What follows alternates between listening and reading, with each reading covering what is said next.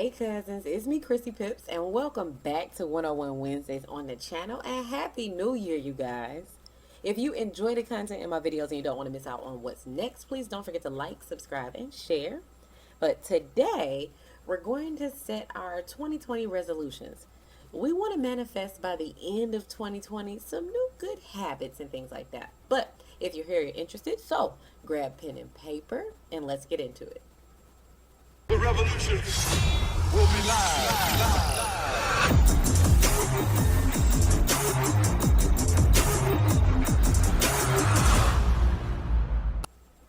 Now, in my efforts to bring out everyone's best self, I want to catch up with you guys and check out everybody's progress once a month throughout the entire year. I think the last Friday of each month will be perfect. So I'll be doing a Facebook Live at 8 p.m. Eastern, the last Friday of each month. Now, I just wanted to help us stay on track, or for the times we get off track, help us get back on track. And I think that that's fair. Now, why is it that we even make New Year's resolutions anyway? The start of a new calendar gives us the idea that we have a new beginning. It's not true, but we feel that way anyway. So why do we do it? Well, we hope to see something new in ourselves. We want to do better in ourselves, in our lives, or we want better things in our life in general. But change and progress are two different things, just like wants and musts are. Getting things does not make you feel better for long, but being able to see your expectations of yourself and see yourself accomplishing these expectations will make you feel better.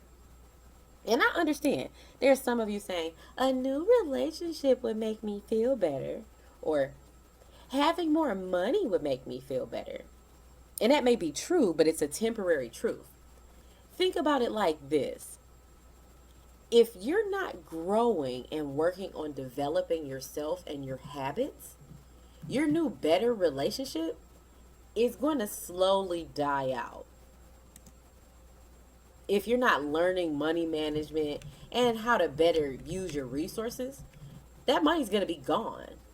You're going to continue to do the things that you have been doing. And quite frankly, those things didn't work. So today we're going to focus on putting things in order so we can track and see our progress. We can hold ourselves accountable. Now, I would suggest, if you can, get yourself an accountability partner or a group of partners. I'll be using my social media for that. We're going to make our 2020 calendar work for us while we work on some self-development. Now, after all, the secret to happiness is progress. And if we can make progress on a regular basis, and if we have a way to see and track that progress, then we'll feel more accomplished, more encouraged, more willing to work on ourselves. And by the end of the year, we will have knocked out our entire list.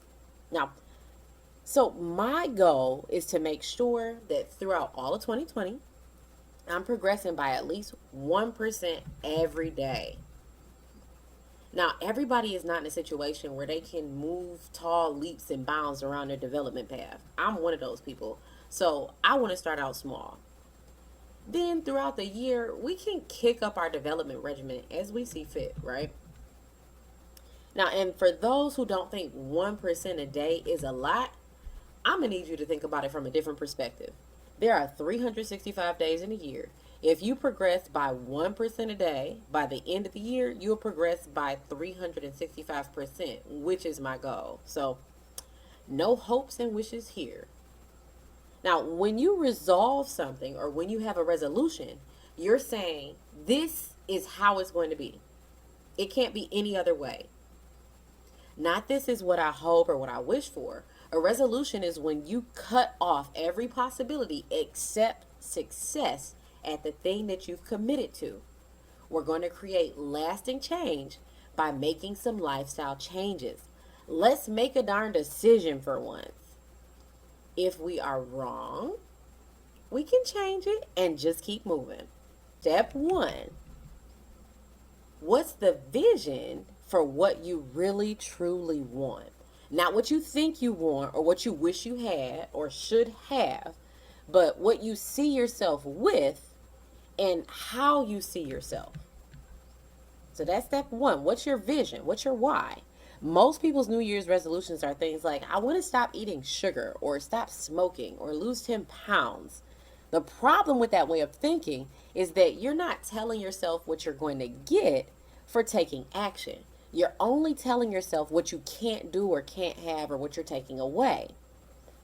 Now, it's a little hard to move forward when you can only see what's being taken away from you, when you're not going to get something or when you can't do something. Normal resolutions are things that push you, and you need willpower for push. And willpower never really lasts. So, we're going to take a different approach this year. That's why the first step is to create a vision. You need to see what your incentive is for reaching your goal. We're going to set some goals that will pull us towards them. Push runs out, but what does last is pull. We want that magnetic effect. Change is good, and it's okay to fear the unknown, but work through your fear. Change will always be there, but make sure that you're progressing during the change. So create a vision board. Create a list of pictures that you see a zillion times a day. The great news is we live in a time of technology. So what I do is I use my phone lock screen for that. Each time I unlock my screen, the image changes. All of the images are from my vision board or my must list. I have things like a pic of my son and I smiling, and that represents some changes that I want to make in our relationship as he gets older, because he'll be a teenager soon. A pic of some vacation spots that I want to visit with my son, since one of his goals is that he wants to travel. I want my six-pack back. So one of my pictures on there is a picture of my younger self with my six-pack. There's a picture of my dream truck, dream home, my MT4 account with a huge balance, bank account with a huge balance, pictures of money, some food I want to try with my son because we are foodies, a workout app that I'm using or should be using every day, motivational reminders and quotes. And I'll post some of my vision board on my Instagram. If you're not one of my cousin and pips yet, please subscribe on social media. And I'll link all of my different social media below. But I'll be posting the vision board on my Instagram page. Now, this will help create a desire so strong that we can see it in our mind, in our dreams. We think about it day in and day out. And it's more of an incentive to see ourselves in that light. So step one, create a vision. Create a different state of mind. And if you need to change something, do it, but take action. Make a darn decision. If it doesn't work, change it, but get moving. Now, step two is going to be set targets. We have a list, but where are the actionable steps that we can take to accomplish our new must list? Strong reasons for continuing when the going gets tough. Something that will push us through those hard times when we get off or fall off track. Things that compel us to get back on track so that we can succeed. We have a good vision, and now we need a strong why. Don't forget to give yourself a gift or a treat for hitting a target. Incentivize yourself. Give yourself positive feedback and positive reinforcement. Pat yourself on the back. It's okay. We hit a milestone. We need to acknowledge that fact. Also, during this step, remember to include what happens as an adverse effect. If you don't hit a goal or you don't hit a target, if there's a reward, there should be some sort of punishment and things like that as well. Just be nice to yourself, because at the end of the day, this is self-development. Now, me personally, I use food and shopping for my incentives, and I use extra workout reps and changes in my diet for punishments, because y'all know I'm a foodie. If y'all don't know, I am a foodie. So there are some things that I just like to have. Review, reflect, review. Okay, I mentioned it on the Facebook Live. If you don't have a day planner, get one. Or even if you don't want to get a day planner because it's too small, get like a spiral notebook. Something that you can use Like, to write down your goals, write down your whys, and monitor and track your progress. You need to see it. It needs to be reviewed regularly. Because, like I said, if there's something going on that's not working, feel free to change it, but you need to go ahead and have everything written down so that you're not changing back and forth to the same things. We want to try new things to get different outcomes this year. So, step 3, we need to review and feel these goals every day. If you don't have a strong desire, seeing it every day will help you become more compelled. Seeing it every day will help you become obsessed. And in order to create lasting change, an obsession is needed. We need to think, imagine, feel, and envision our goals every day. Stay excited about seeing your progress. There's something in your brain called the reticular activation system. That part of your brain determines what you notice in the world. Have you ever bought a car before, and once you bought it, you started seeing that car everywhere? That's your reticular activation system at work. It helps your brain to become more aware of things that you focus on, or more aware of the things that you constantly or consistently think about. So, we want our 2020 visions to become strong enough to get stuck in that part of our brain. Because once the reticular activation system starts to notice things that we have a strong desire for, 2 things happen. Obstacles just seem to diminish or just plain disappear. And 2, you start to notice that things just start to happen for you. Your limiting beliefs that you had slowly disappear, or obstacles that you would normally see are out of the way, and instead of focusing on a problem, you start to focus on the solutions. Your reticular activation system can be activated by massive action, or it can automatically activate based on some of the things that you have in your lifestyle. Like I said, purchasing a car is one of those things that automatically activates it. But constantly seeing something over and over and over again intentionally can help you jumpstart it. Okay? So, step 4 is going to be change your narrative and raise your standards. You can't say, I'm really going to work to stop smoking this year, and then in the same sentence say, I know it's going to be hard because I'm a smoker.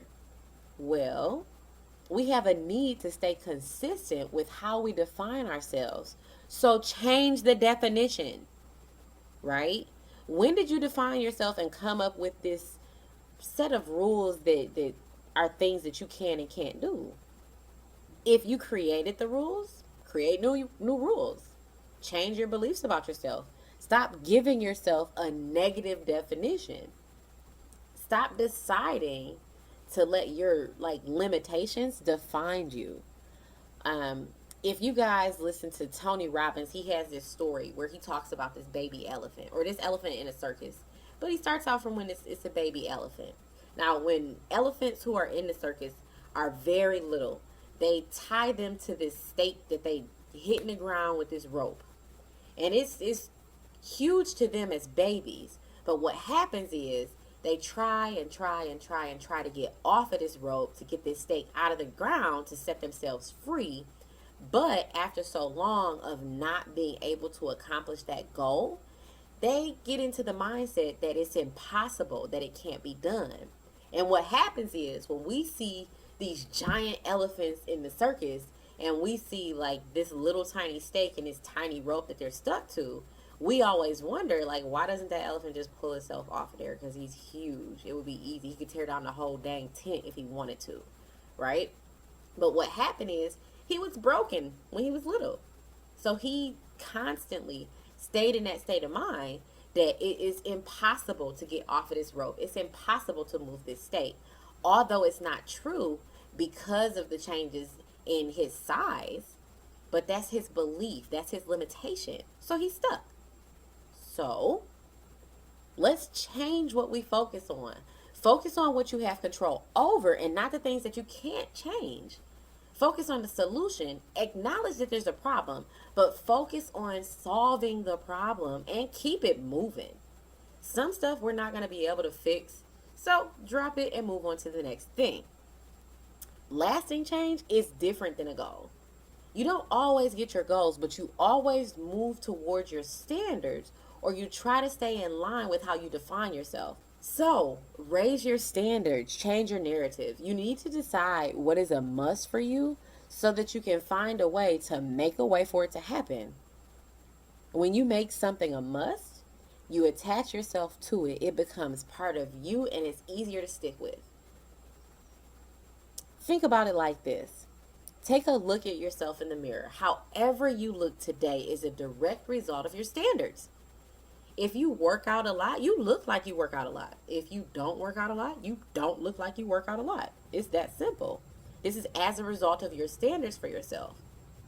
Once you look in that part of your identity, your brain locks in on that and it helps you stick with it. People who work out on a regular basis don't have more hours in a day than we do. They don't have less to do with their lives, with their families, with their children than we do. Their standards are just different. And that's the bottom line.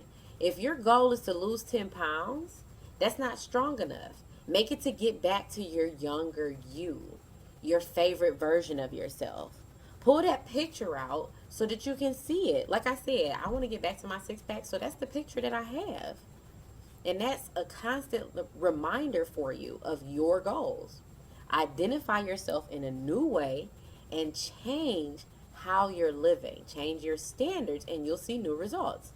Create a new habit and have faith in yourself and your ability to succeed. Start small if you need to. Like I said, that's what I'm doing.